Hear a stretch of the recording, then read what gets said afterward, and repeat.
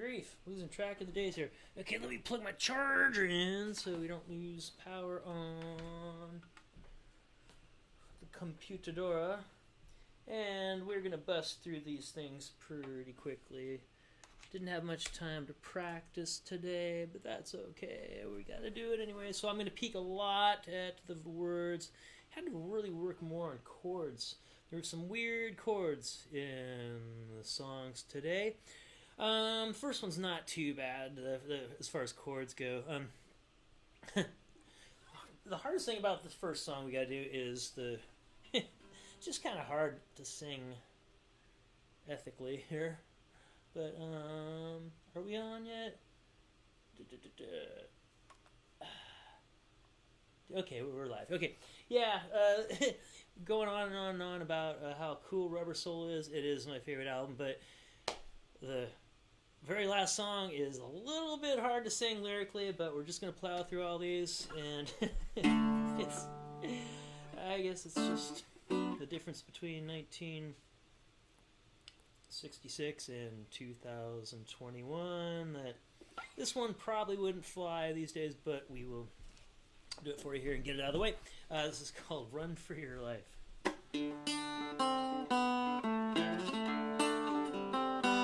Well, I'd rather see you dead, little girl, than to be with another man. You better keep your head, little girl, you won't know where I am. You better run for your life if you can, little girl.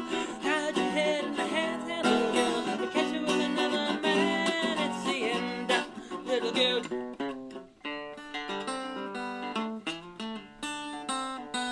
Well, you know that I'm a wicked guy, you know that I'm a wicked guy, and I was born with a just mind. And I can't spend my whole life trying just to get you to the line. You better run for your life if you can, little girl. Hide your head in the sand, little girl. If I catch you with another man, it's the end, little girl.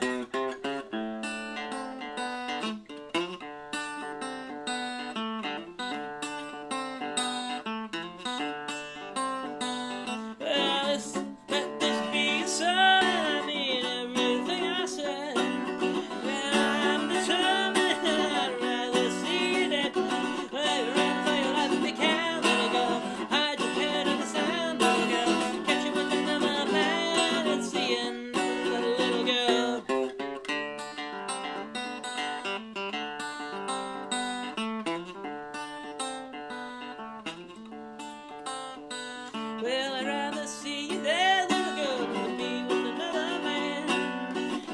Better keep your head, little girl, you won't know where I am. Better run for your life if you can, little girl. Hide your head in the sand, little girl. Catch you with another man, it's the end, little girl.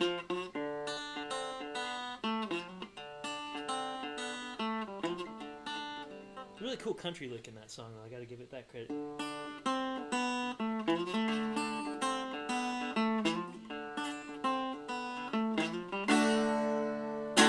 Oh, okay, in full disclosure, I am peeking a lot at lyrics tonight. I'm trying not to do that, but I didn't have much time to practice today. I had to run around doing errands, and then I also have a little section of time that I sequester every Sunday night, more or less, to have a guitar lesson and dinner with my dear niece, Emily Grace Hoppenrath, who is actually living in the same town as me for the first time ever, which is totally cool. She just transferred here her sophomore year. She's going to U of O, learning to be a physical trainer, and boom, love you, Em. We're having just such a great time. Gosh, learning guitar together, and yeah, so that's a special thing for me on Sundays. Hi, Em. Love you. Okay, so yeah, but like I said, I'm mostly just happy I've been learning these chords for the songs today. That one wasn't too terribly hard. The next one, actually, this one's not too hard either, but I gotta remember what chord, oh yeah, what key it's in. If you let me take your heart, I will prove to you we will never be apart. If I'm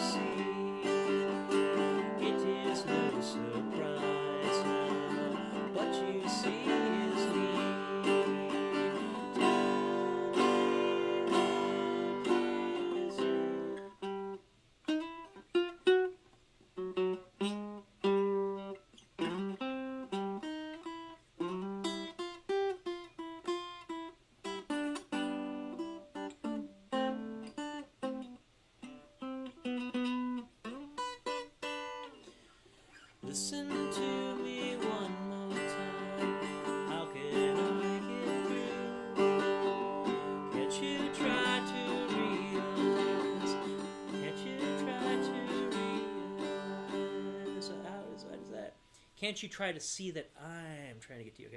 Listen to me one more time. How can I get through? Can't you try to see that I'm trying to get to you? Open up your eyes now. Tell me what you see. It is no surprise now.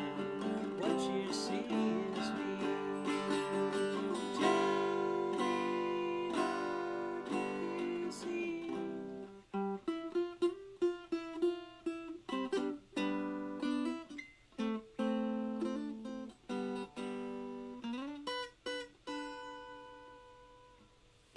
Very pleasant song.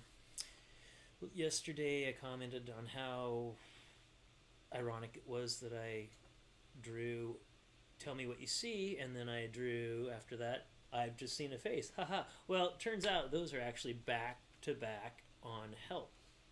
So that's like twice in this week that I've randomly, from all the 200 cards, drawn 2 songs that were back to back on the album. I think the other one was from Rubber Soul. It was like Wait, and then it's that George song. I should know this stuff, right?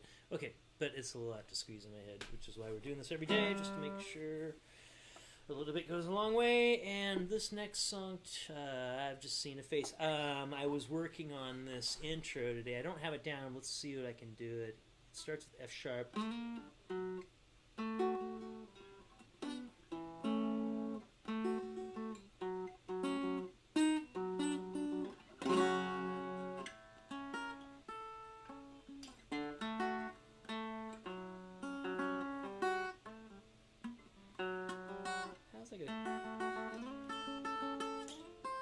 That's it.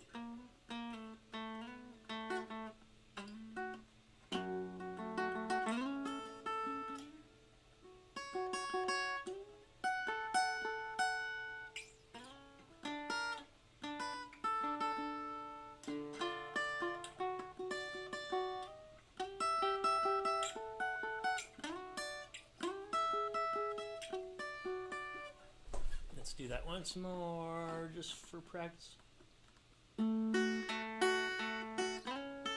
It's all these inversions of F sharp minor.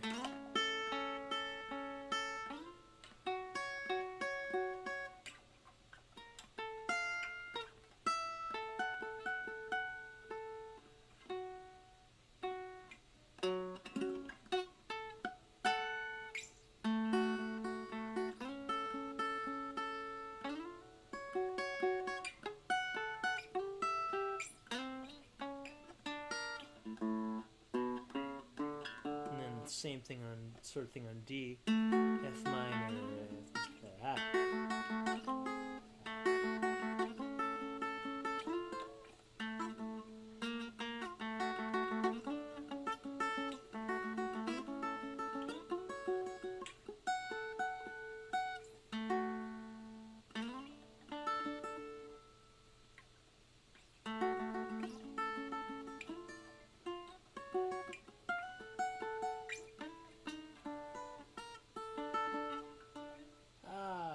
almost had it.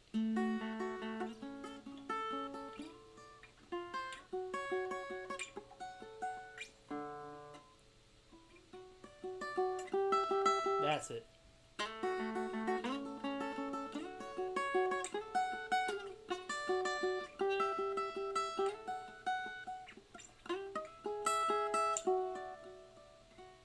I've just seen her face, I can't forget the time and place where we first met. She's just the girl for me, and I want all the world to see we've met.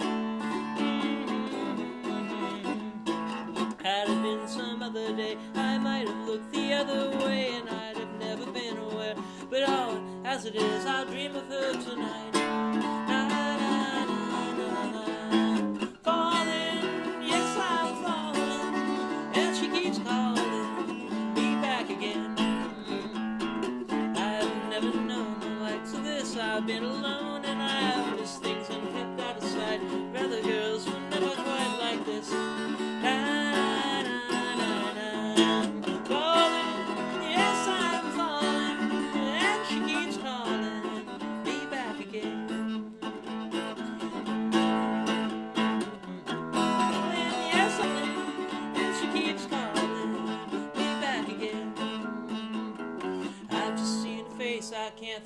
time or place where we first met. She's just the girl for me, and I want all the world to know we've met.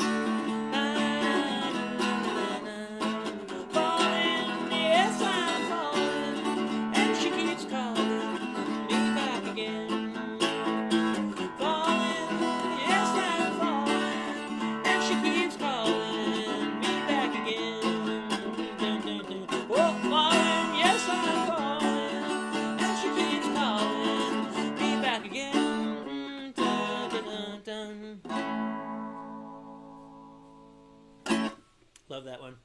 Interesting fact I found out about that one yesterday was that was the first song that they recorded that was all acoustic. And if you listen to it, you'll notice that's one of the rare songs of all that has no bass guitar part. Okay, so coming down the home stretch, 2 more left, and they're both George songs. And the first one is a really kind of an oddball song that he actually wrote this about his their record publishing company. They got to be a little bit jaded because as I was reading in that one of those backstory blurbs, they had like they had their cars and they had their mansions and everything, but they weren't really seeing much money from their actual songs or something like that. So George wrote a song called Only a Northern Song. Their publishing company was called Northern Songs or something like that, I think. And yeah, it's just a weird kind of little song that's on Yellow Submarine, I believe. And I think we're hearing some influences from Abbey Roads that I've got to look at the dates on this. I think Yellow Submarine came out after Pink Floyd did their first album there, because when Pink Floyd was in Abbey Roads working on Pipers at the Gates of Dawn, 2 of the Beatles, I think it was George and Paul, maybe, don't quote me, I'll have to look that up, but 2 of them went into the studio to say hi to Pink Floyd, say that they'd been hearing their stuff, really liked what they were doing, and go for it, blokes, sort of thing. And yeah, and you listen to the recording of Only a Northern Song, and it's just kind of like that random, all these kind of just weird simultaneity. That's the music school term for it, when things are happening musically that, as far as music theory goes, they're just kind of happening at the same time, and that's the extent of the relationship. So you hear a lot of weird little sounds in the background on this song that I won't be able to accomplish this, so you'll get to hear the unplugged version of Northern Songs, which kind of brings it out a little bit, I guess. And let's see what I gotta remember what key it's. Oh, it's in key of A. It's got a weird intro. I gotta figure that out, that I'm not gonna try to do right now, but we'll just start right in where it goes. If you're listening to this song, you might think what's going wrong, but they're not. We just wrote it like that, something like that. If you're listening late at night, you may think the band are not quite right, but they are. They just play it like that, and it really doesn't matter what songs I play or words I say or time of day it is, 'cause it's only a northern song. Ding ding ding ding ding, bunch of weird stuff. Then back does the chorus again. It really doesn't matter what clothes, really doesn't matter what clothes I wear, what words I play, or if my hair is brown, and it's only a northern song. If you think the harmony is a little dull and out of key, you're correct.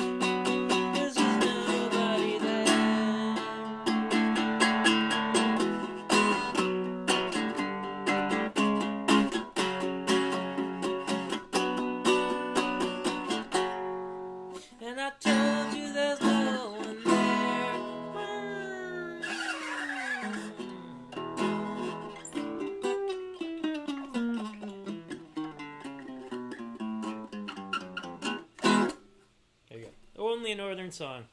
That's a little obscure there. But we're going to do another George song that's actually kind of an obscure one itself. This was actually the B-side to the ballad of John and Yoko. And let's see if I can remember the chords. This one. I was looking this up on Wikipedia. This one was actually his little tip of the hat to his friend Bob Dylan. He had just gone and hung out with Bob Dylan in upstate New York, and kind of, it was at that point of the Beatles' career that he was actually able to kind of chill with Bob and hang out and talk a little bit more casually than with most anybody else at that time. So he appreciated Bob's company, and he appreciated Bob's songwriting. And this was, I think he said this one was in kind of a skiffle style or ska style, but he called it Bob Dylan's kind of chug, his Highway 66, his chugging style, chug style. And so, let's see if I can remember it.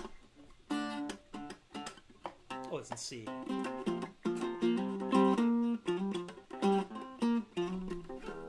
And he actually wrote this one on the piano, so it might be kind of hard it's kind of hard for me to get the licks on the guitar right now.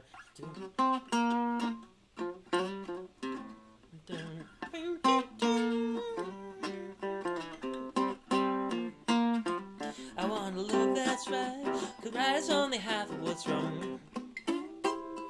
I want a short-haired girl who sometimes wears it twice as long. I'm stepping out this old ramp shoe, but baby, I'm in love with you. I'm so glad you came here, it won't be the same, I'm telling you.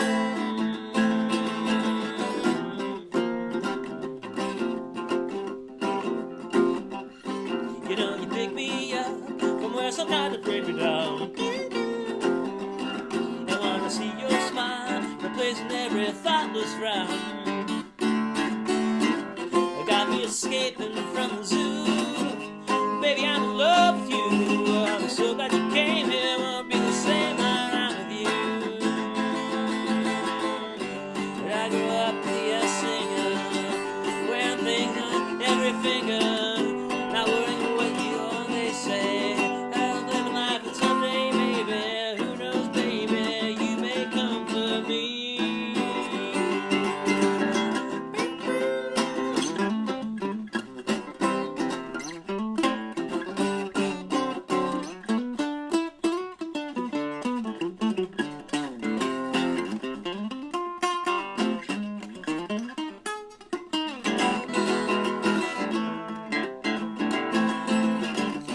I may appear to be imperfect, my love's something you can't reject. I'm changing faster than the weather.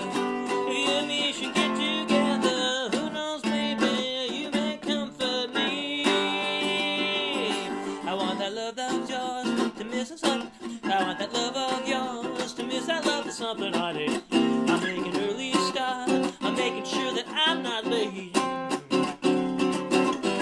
For your sweet top lip, I'm in the queue. Baby, I'm in love with you. I'm so glad you came here. Won't be the same when I'm with you. I'm so glad you came here. Won't be the same now I'm with you.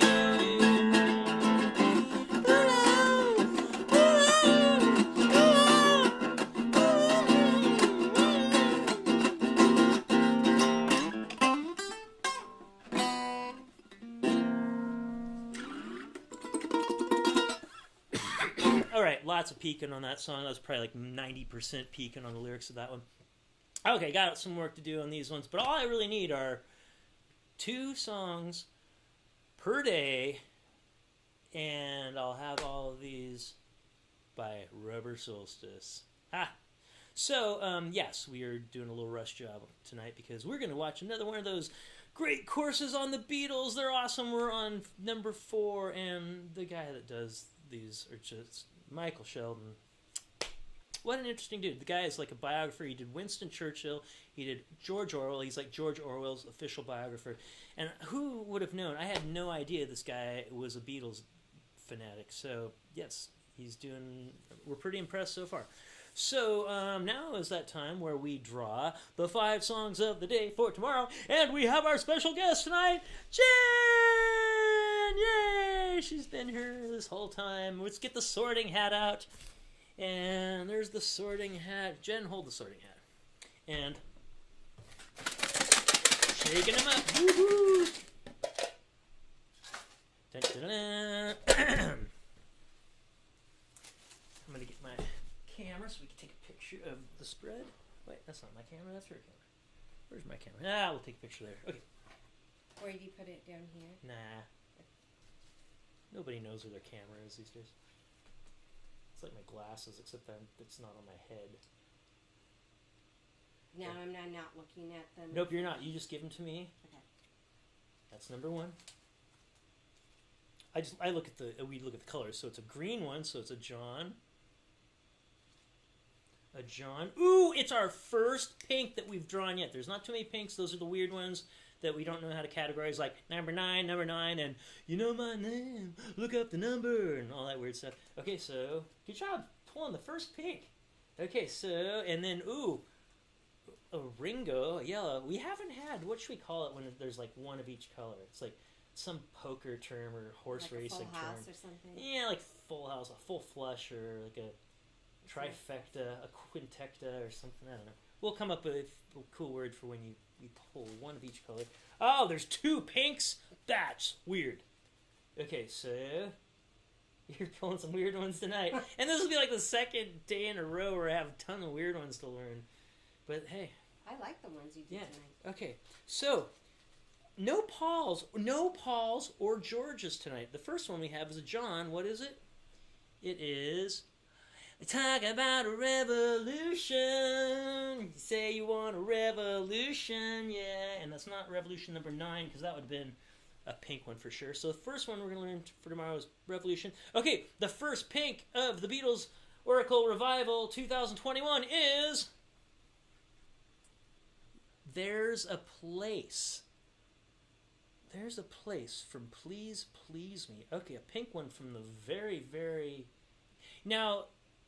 I'll have to look this one up because I can't remember how this one goes. I'll remember it when I hear it on the playlist because I did go through all these, pretty intensively 17 years ago, but that was 17 years ago. And remember, on those first albums, there were some cover tunes. So maybe this is one of those. I don't remember it as being one of the cover tunes, but we'll figure that out. Okay, so Revolution, There's a Place. Okay, it's a Ringo card. What is it? You're going to get that girl. Oh, a Ringo song from Help. I like that song. Yeah, how does it go? I don't know. I can't remember that one. I'm not singing it. Jen's not going to sing for us. Okay, so, another pink one.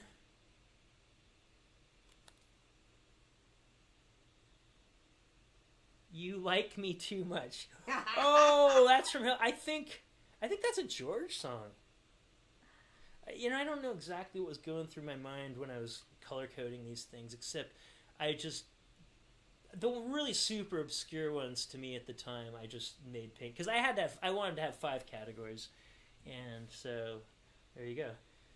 There's not necessarily any rhyme or reason to it, so don't try to overthink it. I promise I won't if you won't. And then the kicker one is a yellow.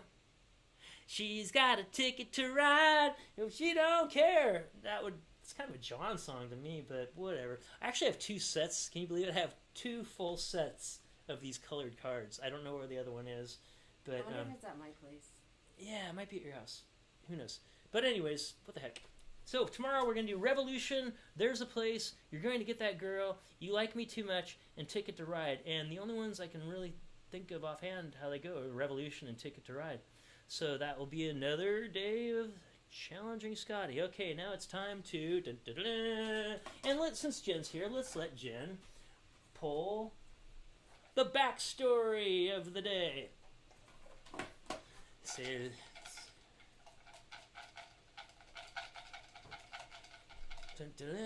What are we going to learn about? What? You're not supposed to do that on camera. Now they know that something was there. I was going to Photoshop that out. Oh, and look who else is here! Hello, special guest! Hey, the gang's all here. What are you doing, mister? He thinks we're eating. What was that? Mama got some food? Because I went like No. Are those your snacks? Welcome. This is actually our producer. He usually doesn't come out on stage unless there's some sort of food thing going on, or so he thinks. So, okay, for what are we going to learn about today? We're going to learn about. Yay! This was a pretty shaky show until Fur came and saved the day. Woohoo! What do you think, mister? Yeah, that's what I thought. Okay, so let's see what being for the benefit of Mr. Kite is about. As most of you probably know, it's from Sergeant Pepper.